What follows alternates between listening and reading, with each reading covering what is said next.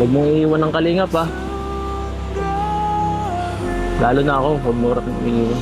Iwan ko na yung love team kasi gusto ko totoo na.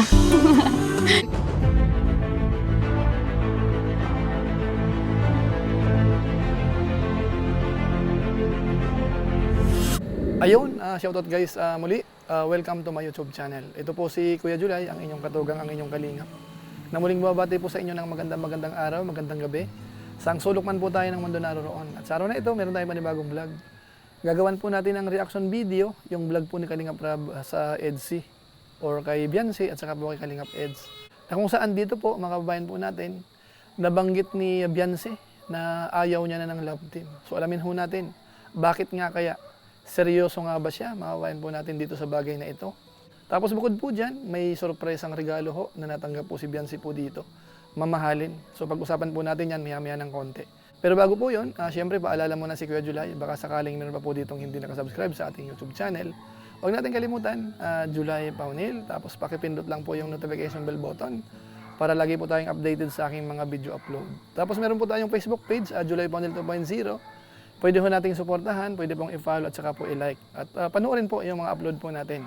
So maraming salamat po sa inyo. Tapos sina Kuya Bal Santos Matubang, Kalingap Rab, Ate Edna Vlog, Sir Ruel Malalag, at saka po si Jabber Sniper. Pwede ho nating suportahan. So maraming salamat po sa inyong lahat.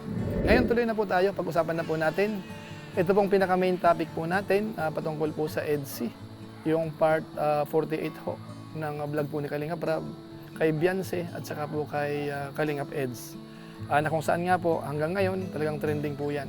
So sa pagkakataong ito, i-highlight po natin yung ilan po sa mga binanggit po ni Beyonce po dito, bukod po doon sa mamahaling regalo. At saka siyempre ho, dahil ngayon po ay anniversary po nila. Kaya itong vlog na ito ay mahalaga po. Kaya ang gagawin po natin, panoorin po muna natin yung ilan po sa mga nakaraang vlog po ni Kalingap Rab, mga short clips po siguro, para ma-refresh ho tayo sa nangyari ho kay Beyonce dito po sa Team Kalingap. Ito po yun. Hello po, ako po si Beyonce Jane Ilona Bataleros, 17 years old. Ako po ay isang beneficiary ng Team Kalingap, isa po sa Kalingap Angel Batch 1. Bago po ako matagpuan po ng Team Kalingap, ako po ay kasama ni mamang nakikipaglabada sa pambuhan po. Noong una po ay dati din po ako mahiyain, walang bilib sa sarili. Pero nang dahil po kay Edu, po sa love team, at sa ka-love team ko na si Edu, si Kuya Edu, nagkaroon po ako ng kumpiyansa sa sarili. Tinulungan niya po ako mas mabus yung confidence ko. At sa kanya ko lang din po narinig na maganda naman daw po yung ngiti ko.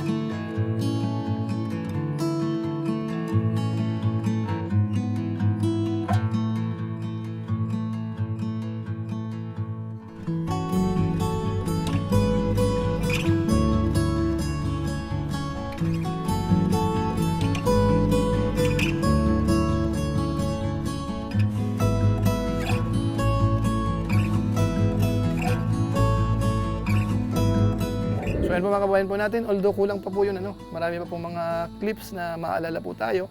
Pero kahit pa paano ho, yung napanood po natin, magre-refresh po yun sa atin kung saan nag-umpisa si Beyonce at saka ano na po yung katayuan niya po sa ngayon. At yun po ay sinubaybayan po ng ating mga viewers, mga followers po ng Team Kalingap. Ngayon po isunod po natin, nung nagkita na po yung dalawa, siyempre ho, kumustahan. At saka may mga pinag-uusapan po silang pampakilig. Ito panoorin po natin. Kamusta po? Okay lang. Kaya nga pala, ganda mo kagabi ah. Sa itim na damit mo. Bagay na bagay. Kaya nga pala, buti na lang may nagsindo sa'yo kagabi. Opo, nakakaya na po kasi sa inyo. Nakakaya. Palagi nyo na lang ako hinahatid kahit late na. Pero, okay lang naman kahit wala eh. Kahit ako lang naman, hahatid pa rin naman kita. Dito, kahit madilim. Gaya nung nakaraan, pag practice natin nung nakaraan, di ba? Natig kita kahit inabot pa tayo ng alas 12 na rin. Alaw na nga ako nakauwi nun eh.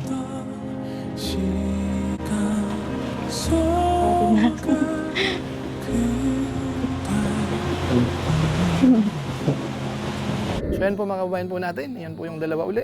Ang gaganda po ng mga ngitian po nila, no? So sanay na po tayo sa mga ganong pagkakataon. Dahil madalas po yan, napapanood natin. Ganyan po ang reaction po ni Beyonce. So ngayon pupuntaan po natin yung sinabi ko po kanina, na merong nabanggit po si Beyonce na parang ayaw niya na po ng love team. Ito panoorin po natin. Happy anniversary. Isang taon ka na binabrag ng Kalingap. Huwag mong iiwan ng Kalingap ah. Lalo na ako, huwag mo rin iiwan. Iwan ko na nga po yung love team. Gano'n. Iiwan mo na ako niyan. Iwan ko na po yung love team. Iiwan mo ako? Grabe. Opo. Iwan ko na yung love team kasi gusto ko totoo na. Joke lang. So yan po mga Kalingap, yun po pala yun. Kaya pala ayaw ni Beyonce ng love team. Gusto niya, totohanan na po mga kubayan natin. Bagamat meron pong pahabol na joke lang, pero alam na po natin yon kung ano ho ang parang saloobin ni Beyonce, bakit niya po nabanggit yon. So yun po ang isa sa mga pampagood vibes po natin sa pagkakataon pong ito, na mukhang high level na po Kumbaga, kailangan na hong mag-step up Kung dati ay puro love team, mukhang kailangan na pong magseryoso sa mga bagay-bagay patungkol nga po dito sa love team po nila. Ngayon punta naman po natin yung masasabi naman po ni Beyonce dahil nga po 1 year na sa Kalingap. So pakinggan po natin ano po ang kanyang masasabi, ano kanyang saloobin. Ito po yun.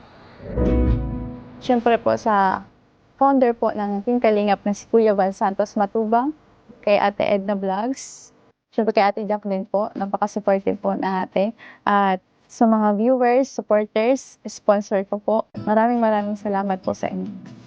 Ako po ay hindi magsasawa magpasalamat. Habang buhay ko po itong tatanang na utang na loob po sa inyo. Maraming salamat po. So yun po, marami po siyang nabanggit yung kanyang mga pinasalamatan. Pero hindi po nawala po si Kalingap Eds po doon.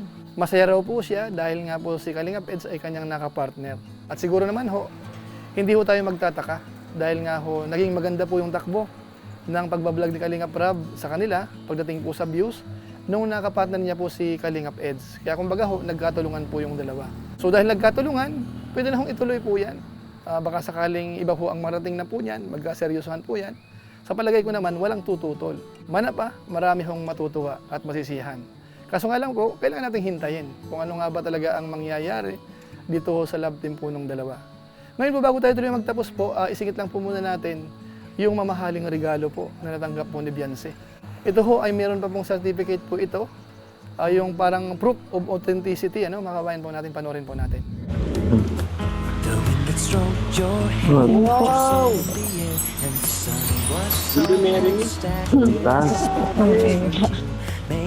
Oops, baka malaglag. Baka maputol, nakakatakot. 120 yan. Ito 60. 120 yan. Ito 60. Ito pa. Kaya po Tita G. Tayo magsuot ng ganyan. So, Meron si Norman. ang tamat dito ay Try mo to, sing-sing. Ang ganda, oh. Suotin mo kaya. Tapos, Ang ganda, oh. tama nung kay Ngayon naman natin. Sa kabila. Kay Biancy na po yan. Nasunod po yata na Ganda, oh. Thank you po, Tina G. So ayan po, nakita ko natin, mamahaling relo po yan. May kasamang singsing, at yung singsing mukhang ano po yan, ano? Pwede lang sabihin, ano, will you marry me? Kung tutusin ang kubahin po natin. So napakaswerte po talaga kapag ho naging recipient ng Team Kalingap, tapos sinuportahan ho ng mga viewers, talagang nababago po yung buhay. Siguro naman alam na po natin na si Biancy ho ay magkakaroon po ng napakalaking bahay. Record breaker po sa Team Kalingap. Ang halaga po sa ngayon, nasa 1.6 million na po. Ano? So tinataya po ito na abot po yun ng 3 million, more or less. Kaya masasabi po natin, congratulations po kay Biancy at maraming salamat po sa Team Kalingap, sa pamumuno po ni Kuya Bal Santos Matubang, ni Kalingap Rob, mga Lingap partners, at saka po yung mga sponsors syempre.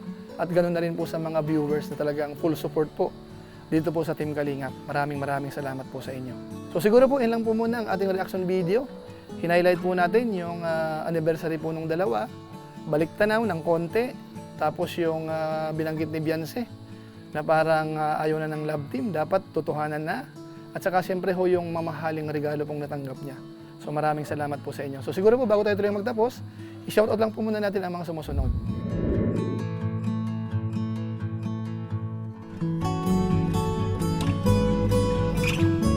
Tapos maraming salamat din po sa aking mga kasamahan sa COOS, Kalingap OFW Organic Sponsors, sa inyo pong patuloy na pagsuporta po sa mga babae program ni Kuya Bal Santos Matubang at saka po ni Kalingap Rob. At saka siyempre po, hindi natin nakakalimutan yung ating mga followers sa ating Facebook page, subscribers po natin sa ating YouTube channel, yung mga nanonood po sa ating mga video upload at saka sa ating live stream. Maraming salamat po sa inyo, lalong-lalo na po yung mga hindi po nag-i-skip ng ads, masipag mag-like at saka po nag-i-share ng ating mga videos. Kaya kung inyo po itong nagustuhan, pwede po nating i-share. So maraming salamat po. So muli ito po si Kuya Julay, ang inyong katugang, ang inyong kalingap, na pansamantalang nagpapaalam po muna. Kita-kita ulit tayo sa mga susunod ko pang vlog. Maraming salamat sa inyong walang sawang pagsuporta po sa ating YouTube channel. Pagpalain na ba kayo ng Diyos, mabuhay tayong lahat. God bless. Bye-bye!